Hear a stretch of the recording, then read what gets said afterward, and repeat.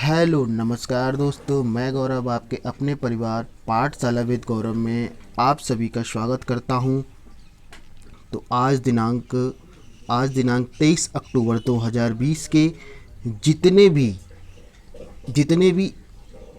Question important बनते हैं current affair से, तो उन सभी क्वेश्चनों को मैं लेकर आया हूं। तो अगर आपको इन क्वेश्चनों की पीडीएफ डाउनलोड करना है तो आप हमारे टेलीग्राम चैनल पाठशाला विद गौरव से आप उन क्वेश्चनों को डाउनलोड कर सकते हैं। ठीक है, तो आज का सेशन स्टार्ट करते हैं। देखते हैं पहला क्वेश्चन क्या है।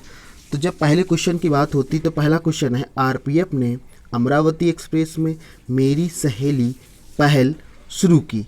ठीक है, तो जरा बात करते देखते हैं ये क्या है, इसके बारे में क्या बताया गया, इसके जितने भी मुख्य बिंदु होते हैं तो उन सभी प्रश्नों को, उन सभी क्वेश्चन को ध्यान से देखते क्या है। तो पहला पॉइंट है, रेलवे सुरक्षा बल ने ट्रेनों में यात्रा करने वाली महिला यात्रियों को सुरक्षित वातावरण प्रदान करने हेतु विजयवाड़ा हुबली के बीच अमरावती एक्सप्रेस में मेरी सहेली पहल शुरू की। इस पहल हेतु एक आरपीएफ महिला उप निरीक्षक और कुछ कांस्टेबलों की अगुवाई में एक टीम का गठन किया जाएगा, जो कोविड-19 प्रोटोकॉल व दिशा निर्देशों के साथ महिला यात्रियों का निरीक्षण और ब्रीफिंग करती है। अगर इस आपातकालीन हेल्पलाइन इसमें नंबर भी आपका हेल्पलाइन नंबर लॉन्च किया गया है, तो वो नंबर कितना है, 182 भी लॉन्च किया गया है। ठीक है, तो अब देखते हैं यहाँ से कौन कौन से क्वेश्चन इंपॉर्टेंट क्वेश्चन बनते हैं। पहला क्वेश्चन तो हमारा यहाँ से ये बनता है कि आखिर आरपीएफ क्या है। तो आरपीएफ पूरा नाम है रेलवे पुलिस फोर्स। ठीक है, अब बात करते हैं जो अमरावती एक्सप्रेस है ये आखिर कहाँ से कहाँ तक चलाई गई है। तो यह विजयवाड़ा हुबली के बीच क्या है, विजयवाड़ा से लेके हुबली के बीच में ये चलाई गई है। ठीक है, और ये अगर बात की जाए तो ये स्पेशल आपके लिए किसके लिए चलाई गई है, कुछ महिला कांस्टेबल की अगुवाई में ये चलाई गई। और किसके दौरान चलाई गई है, जो कोविड-19 प्रोटोकॉल दिशा निर्देशों को पूरा करेगी। यहीं पे अगर हम बात करते हैं कि इस मेरी सहेली का हेल्पलाइन नंबर, यानी कि अगर आपको कोई सी प्रॉब्लम होती है तो 182 पे आप क्या कर सकते हैं, कॉल कर सकते हैं। ठीक है, तो जितने भी इंपॉर्टेंट बिंदु बनते हैं तो उन सभी को आपने समझ लिया होगा। तो पहला क्वेश्चन क्या हो सकता है, आरपीएफ। तो आरपीएफ के बारे में बताया गया कि रेलवे सुरक्षा बल हो जाएगा। अगर आपसे पूछ ले कि अमरावती जो एक्सप्रेस है वो कहाँ से कहाँ के बीच में चलती है, तो आप बता सकते हैं विजयवाड़ा हुबली के बीच चलती है। ठीक है, आगे अगर आपसे ये भी पूछ लिया जाए कि इसका आपातकालीन जो हेल्पलाइन नंबर है वो कितना है, तो आप क्या बता सकते हैं, 182 जो इसका हेल्पलाइन नंबर है उसका क्या किया गया है, लॉन्च किया गया है। अब देखते हैं हमारा आज का नेक्स्ट क्वेश्चन क्या है। तो अगर हम नेक्स्ट क्वेश्चन की बात करते हैं तो नेक्स्ट क्वेश्चन है कि जो आपका अंतर्राष्ट्रीय वित्तीय सेवा केंद्र प्राधिकरण है और रियल एस्टेट इन्वेस्टमेंट ट्रस्ट और इंफ्रास्ट्रक्चर इन्वेस्टमेंट ट्रस्ट के लिए विनियामक ढांचा निर्धारित किया गया। ठीक है, बात समझ में आ गई नहीं। आगे इसका मुख्य बिंदु देखते हैं क्या इसके तहत क्या है, स्टॉक एक्सचेंज पर सूचीबद्ध किया जाना, साथ ही निजी प्लेसमेंट के माध्यम से इन्वेस्टर को धन जुटाने की अनुमति और उन्हें रियल एस्टेट और अवसंरचना परियोजनाओं में निवेश की अनुमति है। ठीक है, अब अगर यहीं पे हम बात करते हैं कि जो आपका IFSCA है, अगर इसकी स्थापना की बात की जाए तो ये अभी 27 अप्रैल 2020 को क्या किया गया, इसकी स्थापना की गई है। अगर हेडक्वार्टर की बात की जाए तो ये आपका हेडक्वार्टर कहाँ है, गांधीनगर है। अगर गांधीनगर की बात की जाए तो गांधीनगर आपका कहाँ पे है, तो ये पड़ता है आपका गुजरात में। यहाँ तक आपको पूरी बात समझ में आ गई है। तो यानी कि क्या किया गया है, एक नियामक ढांचा निर्धारित किया गया। नियामक ढांचा क्या है और किसके किस लिए ढांचा किया गया है, तो एक आपका क्या है IFSA के लिए किया गया और दूसरा आपका RIET के लिए लॉन्च किया गया है। ठीक है, तो इसके अगर ये बात करते हैं कि हमारा ये कब इसकी स्थापना कब यानी कि एस्टेब्लिश इसकी कब हुई है, तो इसका आंसर क्या हो जाएगा, 27 अप्रैल 2020 को। अगर इसके हेडक्वार्टर की बात करते हैं तो इसका हेडक्वार्टर हो जाएगा गांधीनगर। ठीक है, यहाँ तक पूरी बात आपको समझ में आ गई होगी। और आज का देखते हैं नेक्स्ट क्वेश्चन क्या है। नेक्स्ट क्वेश्चन की अगर हम बात करते हैं तो नेक्स्ट क्वेश्चन है कि 6 दिसंबर में आयोजित होगा अंतर्राष्ट्रीय विज्ञान महोत्सव। यानी कि यहाँ पे बात ये हो रही है कि जो हमारा हर साल अंतर्राष्ट्रीय विज्ञान महोत्सव मनाया जाता है वो आपका 6वां संस्करण कब होगा, दिसंबर में होगा। ठीक है, तो बात करते जरा देखते हैं क्या है। यानी कि इसमें क्या बताया गया है, केंद्रीय विज्ञान और प्रौद्योगिकी मंत्री ने घोषणा की कि भारतीय अंतर्राष्ट्रीय विज्ञान महोत्सव, यानी किसकी बात हो रही, अंतर्राष्ट्रीय विज्ञान महोत्सव की यहाँ पे बात हो रही है। इसका 6वां संस्करण कब है, 22 से 25 दिसंबर तक ये आयोजित किया जाएगा। ठीक है, अब अगर यहीं पे बात करते हैं कि इसमें पहली और दूसरी, यानी कि पहली बार और दूसरी बार ये कहाँ पे आयोजित किया गया था, तो ये आयोजित किया गया था नई दिल्ली में। ठीक है, आगे समझते हैं। IISF विज्ञान और प्रौद्योगिकी मंत्रालय ने भारत सरकार के लिए विवाह, यानी कि अगर हम बात करें विवाह से मतलब क्या हो जाएगा, विज्ञान भारती, यानी कि विज्ञान भारती की यहाँ पे बात की जा रही है। किसकी बात की जा रही है, विज्ञान भारती की बात की जा रही है। ठीक है, फिर अगर इसमें यहीं पे अगर हम बात करते हैं कि भारत की वैज्ञानिक एवं तकनीकी प्रगति की उपलब्धियों को जश्न मनाने के लिए IISF एक क्या है, एक तरीके से एक महोत्सव है। बात समझ में आ गई ना। यानी कि अब आज आप लोगों के लिए एक क्वेश्चन ऑफ द डे है।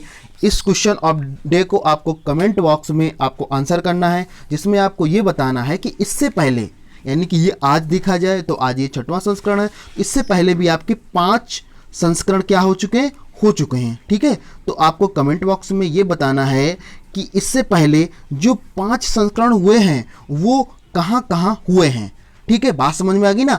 अब जरा इसको और थोड़ा सा समझ लेते हैं कि अगर इस बार जो 6वां संस्करण हो रहा है ये आखिर कहाँ हो रहा है। तो देखो यहाँ पे आप ये समझ लीजिए, कोविड-19 के कारण जितने भी महोत्सव हैं, जितने भी अंतर्राष्ट्रीय विज्ञान महोत्सव यानी होने वाले हैं, उसमें क्या किया गया, वो आपके कैसे हो जाएंगे, वो आपके वर्चुअल हो रहे हैं। कैसे हो रहे हैं, वर्चुअल हो रहे हैं। यहाँ पे बात समझ में आ गई ना।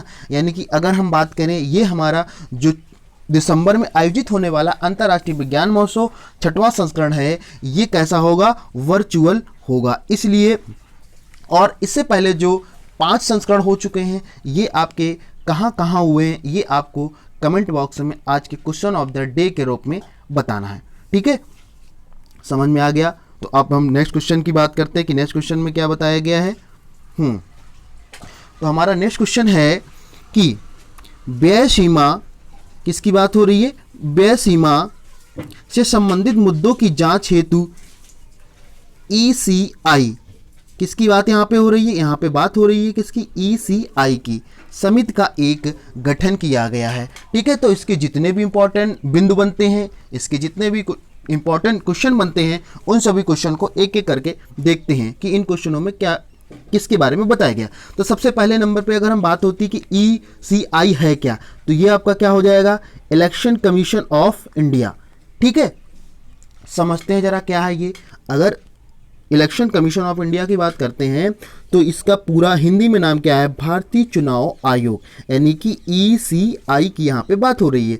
तो यहाँ पे क्या है, जितने भी उम्मीदवार हैं उनकी व्यय सीमा, व्यय से मतलब क्या होता है, खर्च। यहाँ पे बात हो गई कि जितने भी कोई भी उम्मीदवार है, अगर वो चुनाव क्या करता है, पार्टिसिपेट करता है, तो उसमें वो कितना खर्च कर रहा है, तो उसके लिए क्या किया गया है, उसके लिए एक क्या नाम, समिति का गठन किया गया है। ठीक है, अगर उस समिति की गठन की बात करते हैं तो उनके, अगर आपसे पूछ लिया जाए कि उसके जो समिति के गठन है उसके मुख्य कौन है, तो उनमें कौन है, हरीश कुमार और उमेश सिन्हा। बात समझ में आ गई ना। चलो आगे समझते हैं। अब अगर यहीं पे बात करते हैं कि यह चुनाव नियमों के आचरण नियम 1961 के नियम 90 में संशोधन के रूप में केंद्र द्वारा गठित है, जिसके तहत मौजूदा चुनाव में मौजूदा व्यय सीमा को तत्काल 10% बढ़ाया जा रहा है। यानी कि जो जितने भी चुनाव हैं उन सभी में जितना खर्च होगा उसको 10% और क्या कर दिया गया है, इंक्रीज कर दिया, यानी कि 10% क्या कर दिया, बढ़ा दिया गया है। ठीक है, अब यहीं पे बात करते हैं 6 साल चुनावी वृद्धि के बावजूद सीमा को नहीं बढ़ाया गया था, यानी कि 6 साल चुनावी वृद्धि को जितनी भी आपकी वृद्धि थी उसको क्या किया गया था, नहीं बढ़ाया गया था। ठीक है, अब यहाँ पे जो समिति बनी है वो क्या करेगी, आपको समिति 120 कितने दिनों में, 120 दिनों में अपनी रिपोर्ट क्या करेगी, आपको सबमिट करेगी कि कौन सा उम्मीदवार है, उसको कितना खर्चा हुआ है और उसने कहाँ कहाँ पे खर्चा किया गया है। तो उसके लिए क्या किया गया है, एक समिति का गठन किया गया है और उस समिति के जो मेन है, उन समिति के जो यानी कि जो उस पर काम करेंगे, मेन रिपोर्ट बनाएंगे, तो उनका नाम क्या है, हरीश कुमार और उमेश सिन्हा। यहाँ तक बात समझ में आ गई है। ECI का पूरा नाम क्या है, इलेक्शन कमीशन ऑफ इंडिया। ठीक है, बात समझ में आ गई ना। चलो आगे समझते हैं आज का नेक्स्ट क्वेश्चन क्या है। तो जब नेक्स्ट क्वेश्चन की बात करते हैं, नेक्स्ट क्वेश्चन है मंत्रिमंडल ने जम्मू कश्मीर में सेब खरीद हेतु MIS के विस्तार को दी मंजूरी। ठीक है, जो समझते हैं जरा इसमें इस क्वेश्चन के मुख्य बिंदु क्या क्या हो सकते हैं। तो पहले अगर हम यहीं पे बात करते हैं, सबसे पहले नंबर पे अगर हम यहीं पे बात करते हैं कि ये MIS क्या है और इसका पूरा नाम क्या है, तो यहाँ पे अगर इसकी हम बात करते हैं तो ये क्या हो जाएगा आपका, मार्केट इंटरवेंशन और ये हो जाएगा आपका स्कीम। बात समझ में आ गई ना, यानी मार्केट इंटरवेंशन स्कीम। ठीक है, जरा इसका देखते हैं मुख्य बिंदु क्या है इसके। तो ये क्या है, ये केंद्रीय मंत्रिमंडल ने 2020-21 के लिए जम्मू कश्मीर में सेब की खरीद हेतु क्या किया है, बाजार हस्तक्षेप योजना, क्या किया है, बाजार हस्तक्षेप योजना को मंजूरी दे दी है। ठीक है, बात समझ में आ गई ना।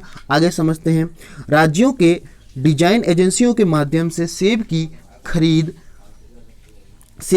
को क्या किया गया, सेब की खरीद केंद्रीय प्रोक्योरिंग एजेंसी द्वारा की जाएगी। अब अगर यहीं पे केंद्रीय प्रोक्योरिंग की अगर बात की जाए तो इसका शॉर्ट फॉर्म क्या होता है, NAFED, यानी कि नेफेड। हम इसको आसान भाषा में नेफेड बोल सकते हैं।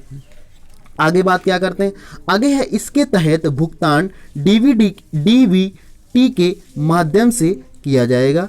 आगे, नेफेड भारत में कृषि उपज के लिए विपणन सरकारी समितियों का एक सर्वोच्च संगठन है। यानी कि अगर यहाँ पे बात नेफेड की बात की जाए तो जितनी भी आपके क्या है कृषि से उपज, यानी कि कृषि से रिलेटेड जितने भी आपके आयोग हैं, उन समितियों का क्या है, एक तरीके से सर्वोच्च संगठन है, यानी कि ऑर्गेनाइजेशन है। ठीक है, अब यहीं पे अगर बात करते हैं कि इस नेफेड का मुख्यालय कहाँ पे है, तो आप लोग क्या बताओगे, इसका मुख्यालय है नई दिल्ली पे। बात समझ में आ गई ना। यानी कि अगर सीधा सीधा देखा जाए यहाँ से कौन कौन से कैसे कैसे क्वेश्चन बन सकते हैं कि जम्मू कश्मीर में सेब खरीदित MIS की मंजूरी दी गई है। ठीक है, तो पहला क्वेश्चन ये बन सकता है MIS का विस्तार कहाँ हुआ है, तो आप लोग क्या बताओगे कि इसका आंसर हो जाएगा जम्मू कश्मीर। ठीक है, बात समझ में। अब अगर ये पूछ ले कि MIS क्या है, तो आप क्या बताओगे, मार्केट इंटरवेंशन स्कीम। बात समझ में आ गई ना। फिर इसको लागू कौन करता है या इसकी कौन देखरेख करता है, तो वो कौन करता है, ये करता है आपका नेफेड करता है। बात समझ में आई। नेफेड का मुख्यालय की अगर हम बात करते हैं तो नेफेड का मुख्यालय क्या हो जाएगा, नेफेड का मुख्यालय आपका नई दिल्ली हो जाएगा। बात समझ में आ गई ना। तो आज के नेक्स्ट क्वेश्चन की तरफ हम बढ़ते हैं जरा, क्या है। तो आज का नेक्स्ट क्वेश्चन है, IIT खड़गपुर में कोबीरैप को ICMR प्रमाणन प्राप्त हुआ। ठीक है, जरा समझते हैं, देखें इसके मुख्य बिंदु क्या है, इस करंट अफेयर के इस मुख्य बिंदु क्या जरा समझते हैं। तो यहाँ पे क्या है, ICMR, यानी कि जब ICMR की बात होती है तो इसका पूरा नाम क्या होता है, Indian council of medical research द्वारा क्या किया गया है, IIT खड़गपुर द्वारा विकसित कोविड-19 नैदानिक तकनीक। नैदानिक की अगर हम यहाँ पे बात करते हैं तो नैदानिक के मतलब होता है डायग्नोज, यानी कि जहाँ पे क्या होगा आपकी जो भी कोविड-19 से रिलेटेड जितनी भी आपकी क्या नाम परीक्षण हो रहे हैं, उस परीक्षण को वहाँ पे क्या किया जाएगा, जांचा जाएगा, उस चीज़ को देखा जाएगा। तो वहीं पे क्या किया गया, कोबीरैप को प्रमाणन प्राप्त हो गया है। बात समझ में आ गई ना। आगे समझते हैं। तो ये क्या है, एक तरीके का कोबीरैप को आसान व किफ़ायती जांच के लिए बनाया गया है और इसे क्या किया गया है, और इसे मैनुअल व्याख्या की आवश्यकता के बिना 1 घंटे के भीतर परिणाम उत्पन्न कर सकते हैं। तो यहाँ पे इसका मुख्य पॉइंट क्या हो गया कि इसको 1 घंटे के भीतर क्या किया जा सकता है, परिणाम प्राप्त किया जा सकता है।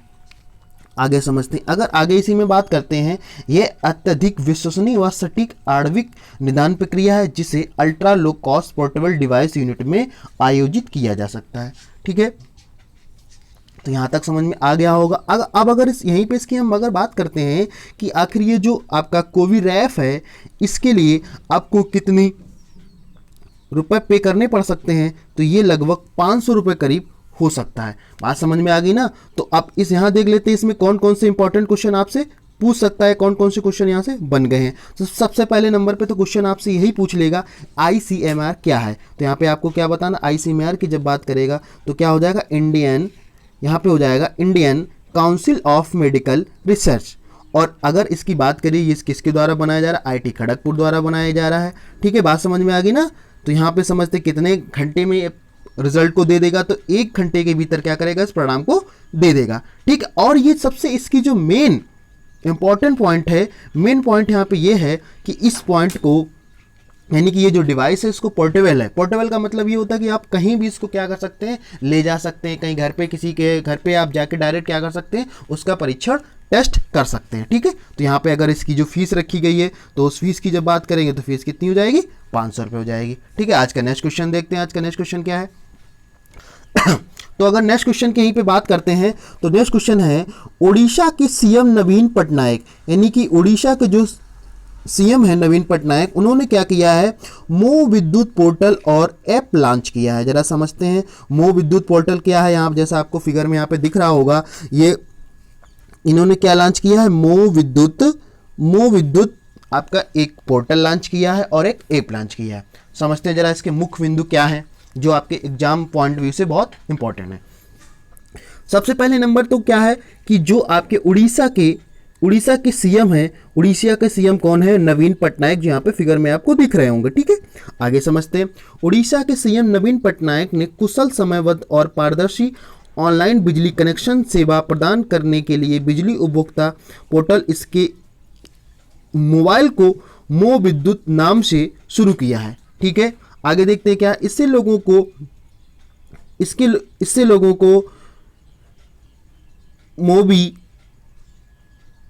इससे लोगों को नए कनेक्शन, बिल भुगतान या शिकायत निवारण की सुविधा मिलेगी, जिससे 89 लाख से अधिक बिजली उपभोक्ताओं को लाभ मिलेगा।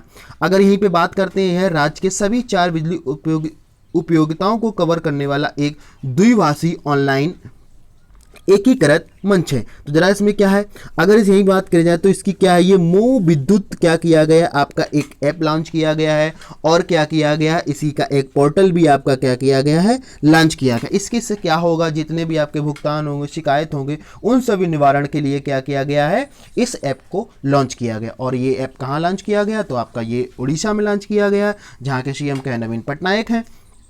और सबसे इसकी मुख्य बात क्या है, यह राज्य के सभी 4 बिजली उपभोक्ताओं को कवर करने वाला एक द्विभाषी होगा, यानी कि इसमें कितनी 2 भाषा, यानी कि आपका कैसा होगा, बाइलिंगुअल होगा ये। ठीक है, आगे अब नेक्स्ट क्वेश्चन की आगे बात करते हैं। आज के नेक्स्ट क्वेश्चन की क्या है, तो यहाँ पे क्या है, नेक्स्ट क्वेश्चन की बात करते हैं जो यूपी की है, यूपी से रिलेटेड है, यानी कि 2019 में शीर्ष पर्यटन स्थल के रूप में उभरा यूपी। पर्यटन की अगर हम बात करते हैं कि पर्यटन क्या, पर्यटन से मतलब यहाँ पे टूरिज्म से रिलेटेड है। किससे बात हो रही है, टूरिज्म से रिलेटेड यहाँ पे बात हो रही है। ठीक है, जरा समझते हैं आज का इसके मुख्य पॉइंट क्या है। उत्तर प्रदेश के पर्यटन मंत्रालय ने जारी भारतीय पर्यटन सांख्यिकी ITS 2020 के 2019 में सबसे अधिक घरेलू पर्यटकों को आकर्षित करने वाला शीर्ष गंतव्य के रूप में उभरा। यानी यूपी क्या है, आपके पर्यटन के स्थल में घरेलू रूप पे क्या है, वो बहुत अच्छे तरीके से अच्छा काम किया हुआ है। यहाँ पे लोग कई सारे यहाँ पे आए हुए हैं। 2019 में लगभग 6 करोड़ पर्यटकों ने उत्तर प्रदेश का दौरा किया, जो कुल पर्यटकों का 23.1% है। यानी कि पूरे ऑल ओवर इंडिया की अगर हम बात करें तो वहाँ पे विदेशी लोग कितने आए हुए हैं, यानी कितने आए हैं, 6 करोड़ लोग यहाँ पे पर्यटक लोग आए हुए हैं। उनमें से देखा जाए तो वो कितना है, आपका 23.1% क्या है, जो कुल का परसेंटेज है। अब इसमें अगर बात करते हैं, इसमें दूसरा स्थान किसको मिला है? दूसरा स्थान इसमें तमिलनाडु को मिला है, उसके बाद यहाँ पे आंध्र प्रदेश को, उसके बाद आंध्र प्रदेश को स्थान मिला है। ठीक है, लेकिन अब अगर यहीं पे बात कर लेते हैं कि विदेशी यात्रियों को आकर्षित करने में तमिलनाडु सबसे ऊपर है, इसके बाद महाराष्ट्र और उत्तर प्रदेश है। ठीक है, तो यहाँ से समझ में आपको क्वेश्चन आ गया होगा। अब नेक्स्ट क्वेश्चन की बात करते हैं। नेक्स्ट क्वेश्चन क्या है आज का?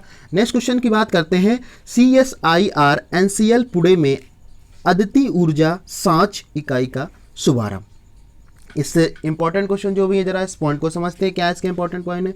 तो यहाँ पे बताया गया है कि NCL नेशनल केमिकल लेबोरेटरी, यानी कि किसकी बात हो रही है? नेशनल केमिकल लेबोरेटरी की बात हो रही है। तो इसमें क्या बताया गया? इको फ्रेंडली कुशल और डेमिथिल ईथर संचालित अदिति ऊर्जा सांच का उद्घाटन किया गया है। देखते हैं जरा इसका इंपॉर्टेंट क्या है।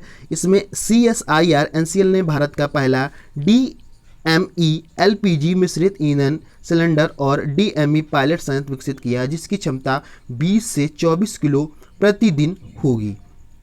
नया डिजाइन DME और DME तथा LPG के मिश्रण से कुशल है और इसमें लचीली एयर इनग्रेन्स है। नया नोजल डिजाइन दहन हेतु ऑक्सीजन के इष्टतम प्रवेश की अनुमति देता है। बात समझ में आ गई ना? यानी कि अगर आपसे पूछा जाए तो CSIR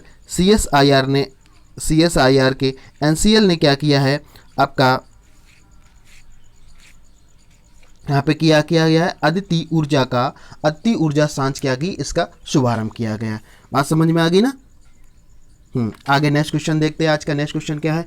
ASW stealth कोवारेट INS Kavaratti नौसेना में शामिल हो गया है। ठीक है, इसके मेन पॉइंट इंपॉर्टेंट पॉइंट देखते हैं क्या है।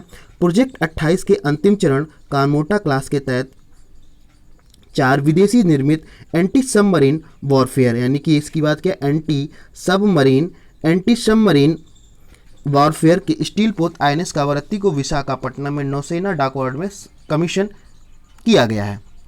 अब बात करते कावारत्ती आखिर क्या है। तो कावारत्ती भारतीय नौसेना के नौसेना डिजाइन निर्देशालय DND द्वारा डिजाइन किया गया है। Garden rich ship builders Indian GSIR Kolkata द्वारा इसको बनाया गया है। और यहीं पे अगर बात करते हैं तो यहाँ पे क्या है, कावारत्ती का नाम पूर्व INS कावारत्ती लिया, जो अर्नला श्रेणी की मिसाइल कॉवरेट है, यानी कि आपकी क्या ASW स्टील कॉवरेट INS में क्या कावारत्ती को नौसेना में शामिल कर लिया गया है। ठीक है, आगे समझते हैं आज का नेक्स्ट क्वेश्चन क्या है। आगे आपका नेक्स्ट क्वेश्चन है, NK सिंह ने अपनी आत्मकथा पोर्ट्रेट्स ऑफ पावर शीर्षक जारी किया है। यानी कि पहले तो हम ये जान लेते आखिर ये NK सिंह है कौन। तो जब हम NK सिंह की बात करते हैं तो ये आपके क्या हैं, यह वर्तमान में 15वें वित्त आयोग हैं। बहुत इंपॉर्टेंट क्वेश्चन है, यानी ये जो आपके आगामी परीक्षाएं उनमें क्वेश्चन पूछ सकता है कि आपके 15वें वित्त आयोग के अध्यक्ष कौन हैं। ठीक है, इसी की अगर इनकी बात करते थे, NK सिंह बिहार से राज्यसभा के सदस्य भी रह चुके हैं। ये तो कब थे, 2008 से 2014 के। अब जरा बात करते हैं कि इन्होंने अपनी जो आत्मकथा यानी कि बायोग्राफी को लॉन्च किया है, उस बायोग्राफी के बारे में क्या बताया गया। बायोवृद्ध अर्थशास्त्री नौकरशाह NK सिंह ने अपनी आत्मकथा portraits of power half a century of being ringside जारी की है।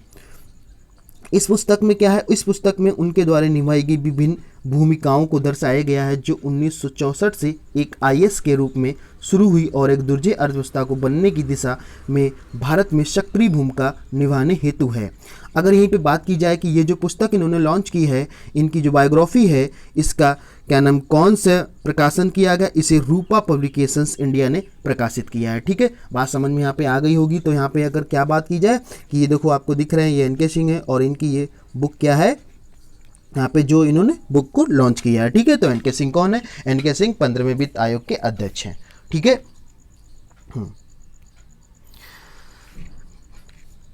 अगर आप लोग यहाँ तक पहुँच ही गए हैं